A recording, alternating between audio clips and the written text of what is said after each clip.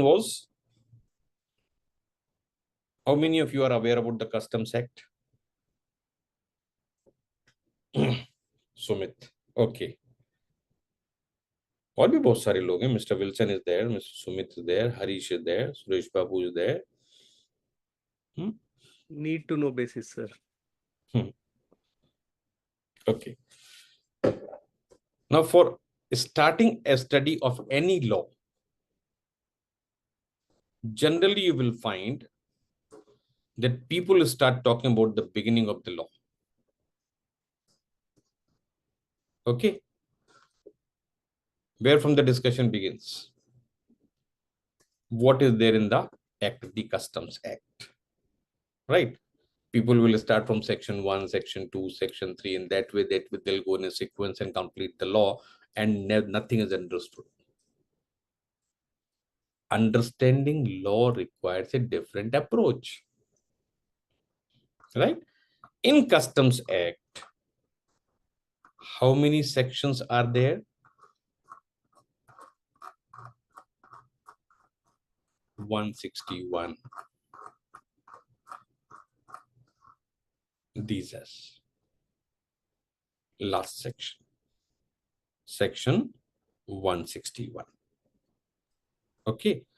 So where from we should start our study?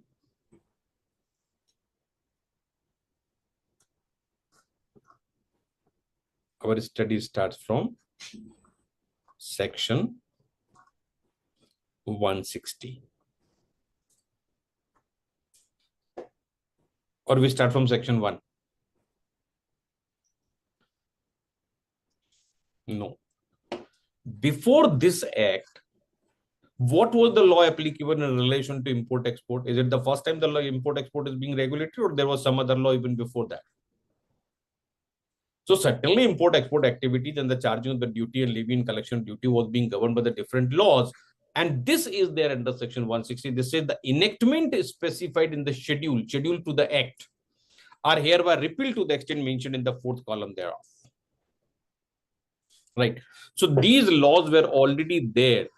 This is the Customs Act 1878. This was repealed. The whole act was repealed because of the Customs Act. Number 2, Inland Bonded Warehouse Act was completely repealed. Land Customs Act completely repealed. These were the laws of 1878, 1896, 1924, and the Aircraft Act. One particular section has been repealed.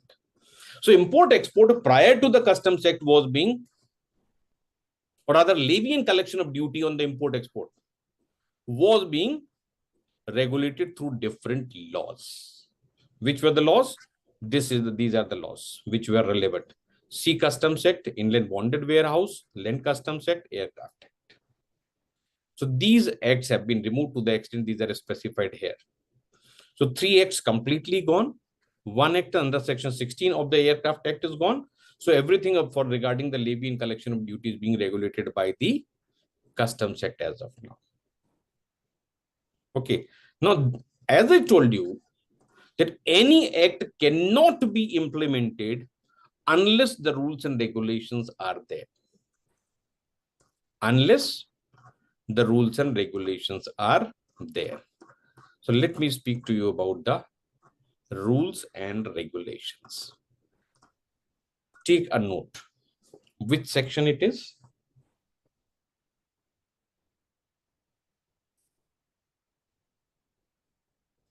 Section 156. And what is the title?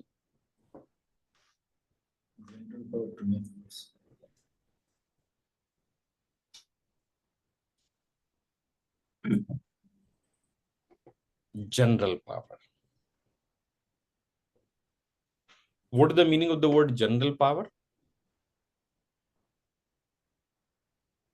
Rahimji, you can explain something about this. Me, sir. What is the meaning of the word general power? Power, it has been, from the government or from the government to the common people. The power is not centralized. Decentralized. It's a common to all. No. When the word is given general power, so this is always subject to special powers. When special something is there, then general doesn't apply. And when nothing is there, then general thing applies. Okay, now read the first wordings. This says, without prejudice to any power to make rules contained elsewhere in this act.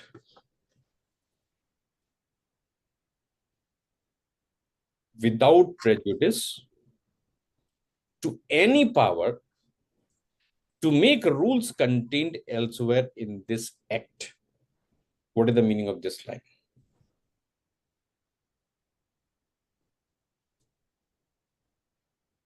You cannot change the act. In contravention to the act, without that, they should make the rules, sir. No. Something thin line. General business rules. No. So When maybe some specific rule is given in the law elsewhere, apart from that, when these rules are there, this is not taking away from those rules, which is yes, specific you are rules. very close. You are very close. This is saying that if the power to make rules has already been given in some other section of the act, but not listed in this section, what is the validity of those rules?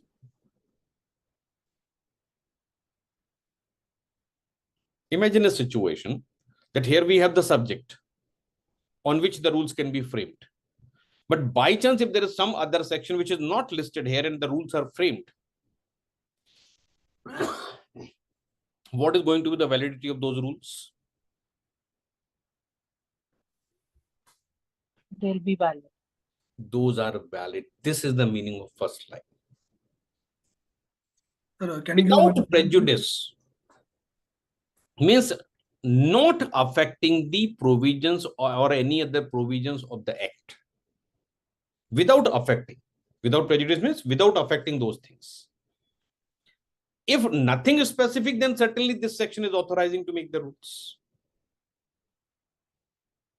Right? Now, why the rules are made? Something which is given in the rules, why this cannot be incorporated in the act itself?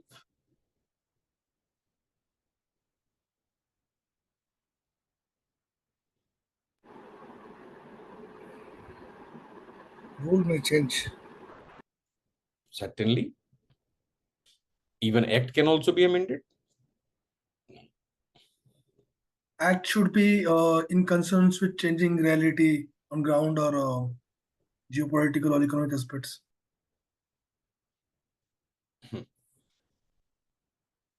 Act can be amended only with the approval of Central government. Parliament. rules can be amended by the body CBIC? authorized to. No, CBIC doesn't make rules. The Ministry The executive. Ministry of Finance is the authority for this law. Okay, CBIC is having another power. I'm coming to that. Next section is about that. Okay, so this is a delegated legislation. Power to make rules means it is a delegated legislation. It is as good as act itself. What is the force of act? What is the force of these rules? As good as an act. Right? Why? Let me give you an answer. See this.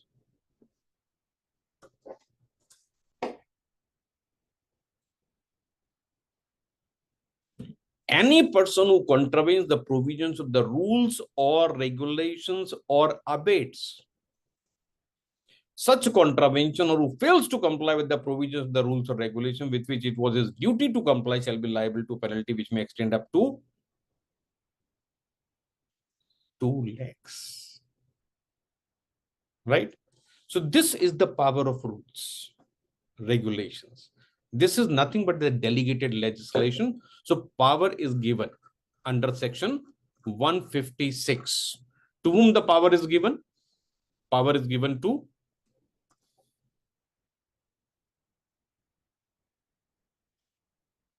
whom? Central government. And what is the meaning of central government under this act? Ministry of Finance. Ministry of Finance. Right? And these to make rules, and these rules should be consistent with the act. Broad guidelines are in the act. Specific guidelines are maybe prescribed by the rules. So rules cannot be contradictory to the act. So by chance, if you find any situation where there is a difference, what is said in the act and what is said in the rules, which will prevail? Act. The act will prevail. Act. Rules are always subordinate to the act. Right. Now I'm comparing this with another section which will give you more understanding. Now see this. This is section 157. This is general power to make regulations. Okay, I'm just comparing the two things. Just see this. This is again saying without prejudice to the power make regulation contained elsewhere in the act. Now who's having the authority to make regulations?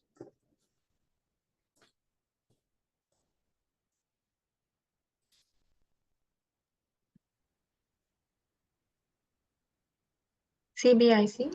Yes. The power is vested with the board. So who is authorized to make the rules? Ministry of Finance. The central government. Right?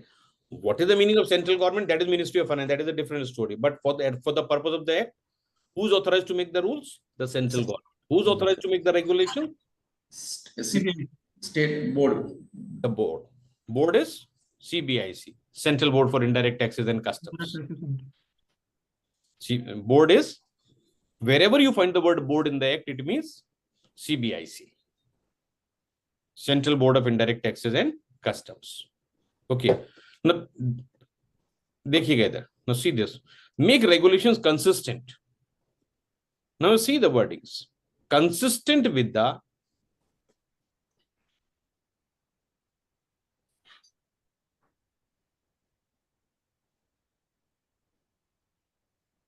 what was there in section 156? General power to make rules. नहीं. Consistent with the act. Yes, consistent with the act. तो यहाँ पर क्या? What is there herein? Consistent with the act and rules. And rules. So regulations are subordinate to act as well as rules, and rules are subordinate to act only. Yes. Got the difference? Right?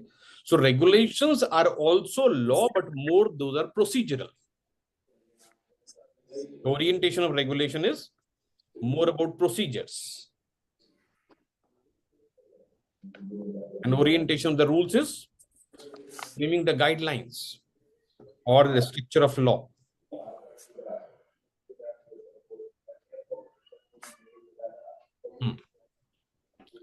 So what did you understand till now?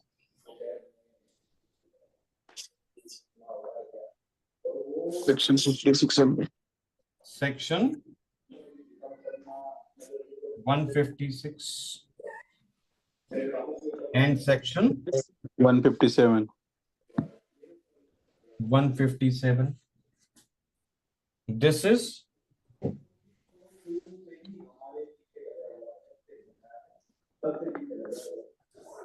general powers to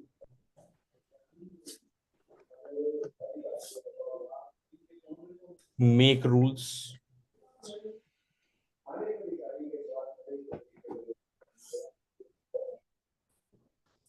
And this is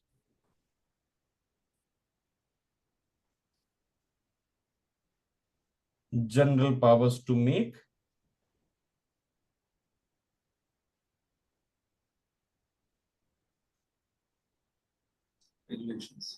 regulations. Who is authorized to make the rules? Central government. The Government of India. central government. And who is authorized to make the regulations? Board. The board. Board. Or you can use the word CBIC. Rules are subordinate to Act. yes, subordinate to the act. And this is regulations Of procedures. subordinate to the act and Rules.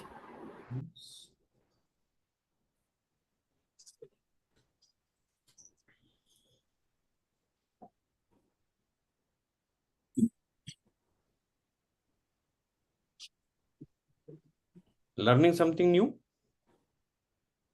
Entirely. So there is a different pattern of studying law. If I start right from section 1, I can, but the purpose of the teaching is gone. Okay.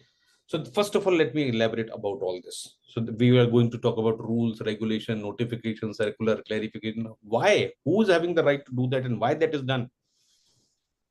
Okay.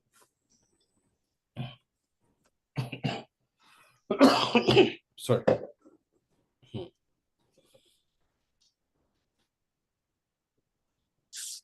Now, again, going back to section 150, general power to make the rules.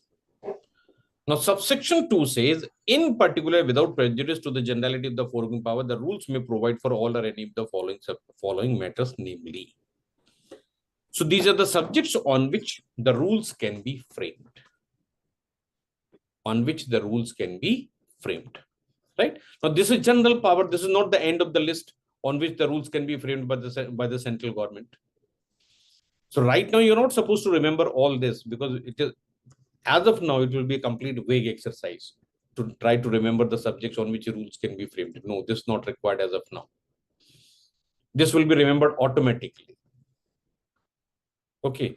Now, under section 157, again, same, in particular, without prejudice to the generality of the foregoing provisions and regulation may provide for all or any of the following. Now, see a long list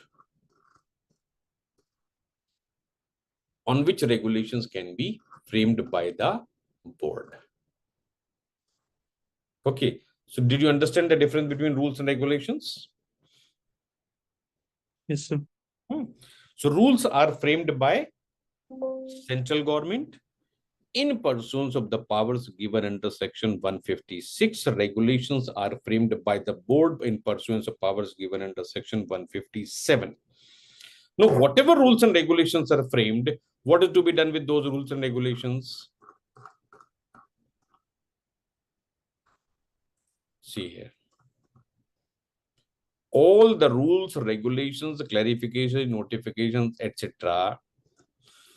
are to be laid before Parliament. What is the meaning of the title? To be laid before Parliament. We have to submit the. That means those are important sections and have to be passed by supreme authority, sovereign body of this country. Both the house should accept the law. There is a difference between something being laid before the Parliament and something requiring approval of Parliament. Okay, right. There is a huge difference. Okay. Now, what this section title is? These are laid before the Parliament. So, laid means these are kept before the Parliament, and it is the discretion of the Parliament whether they would like to take this for the discussion or not. If they don't take it for the discussion, it means no approval, no sanction, no limitation, no change by the Parliament. It is deemed approval. But Parliament is having a right to modify or reject these. Positive approval not required. Positive approval is not required. Right? Now see this. What this says, every rule or regulation made under this act, where these are made, that we have already seen, whether under section 156 or 157 or under any specific section, Every notification issued under section 11, these are notification. किसकी बात कर रहे हैं? Notification. है ना? Circulars are not placed. So every rules or regulations, etc., notification under these sections, and every order, not all the orders. Specifically, we are talking about order issued under section 25(2). By chance, if they say every order, then what will happen?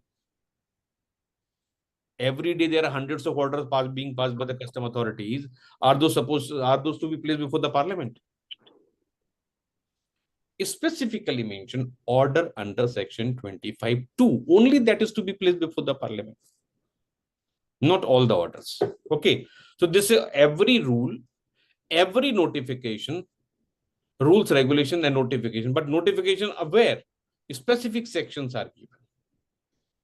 Which are these sections? Right now, it is not relevant. When the topic comes, I'll come.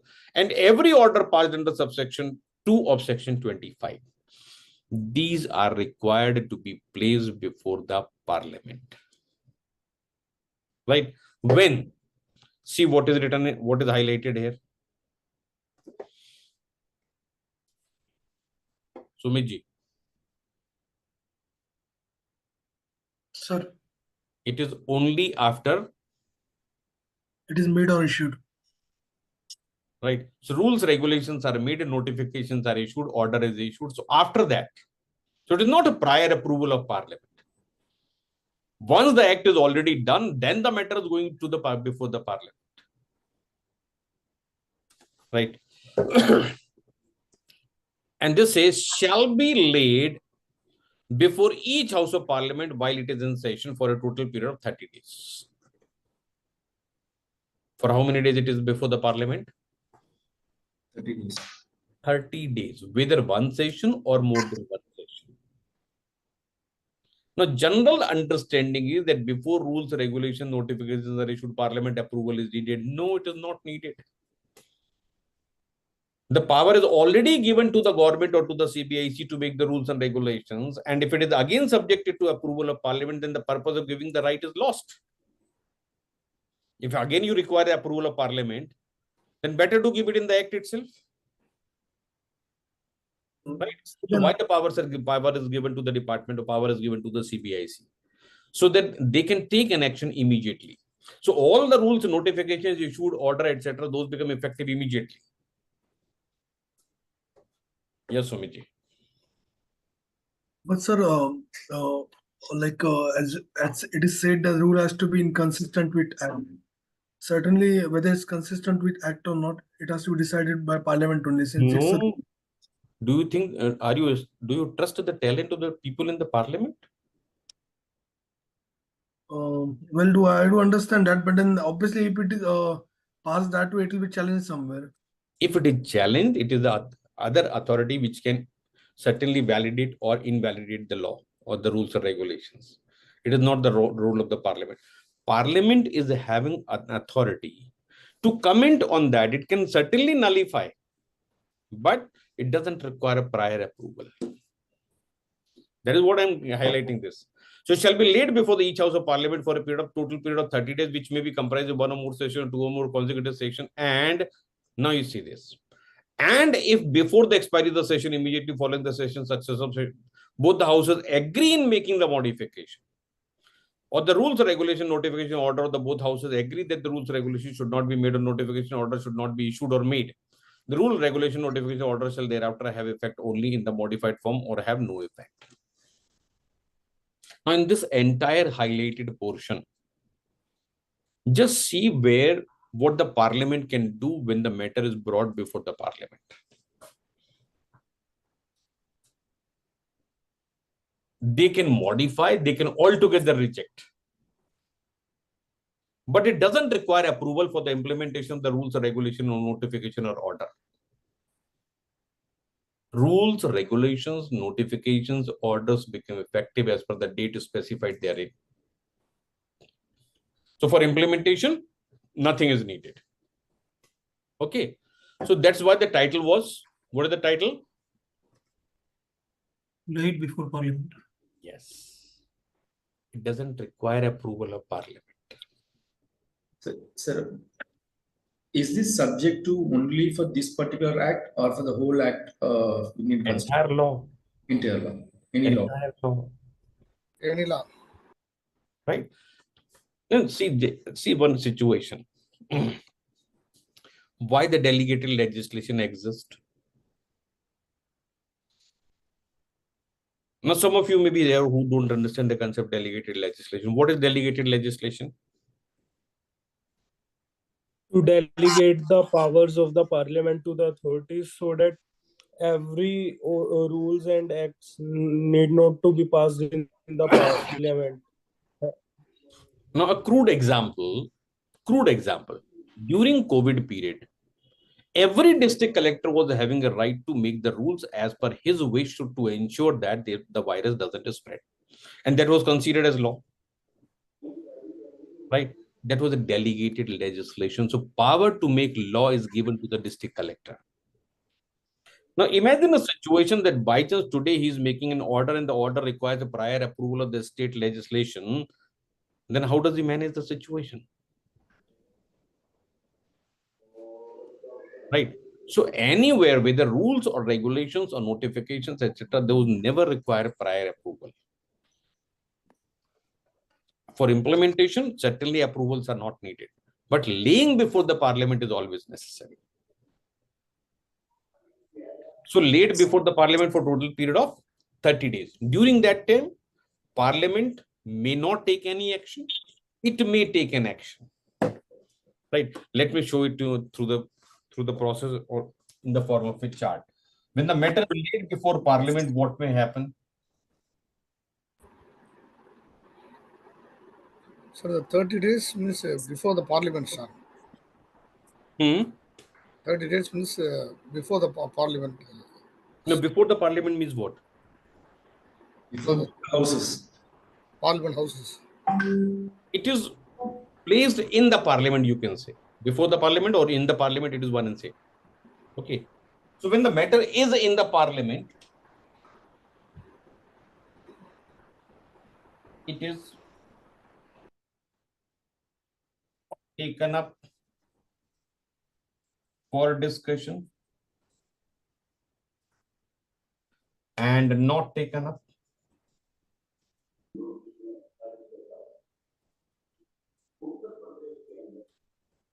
If it is not taken up, what will happen?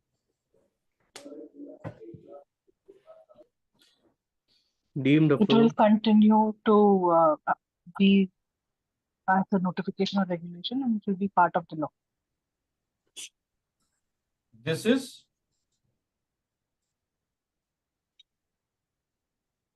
deemed approval.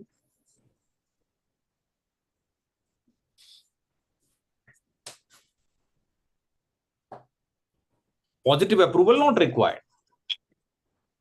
But since they did not take it up, they don't have a right to take up after 31st day. Deemed to have been approved as it is. Right? If it is taken up for discussion, three things are possible. Approved, rejected, or modified.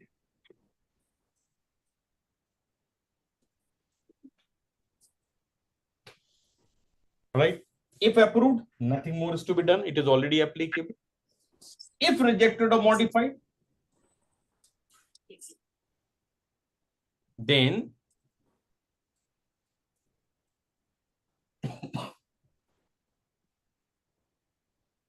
the notification or rules or regulations or order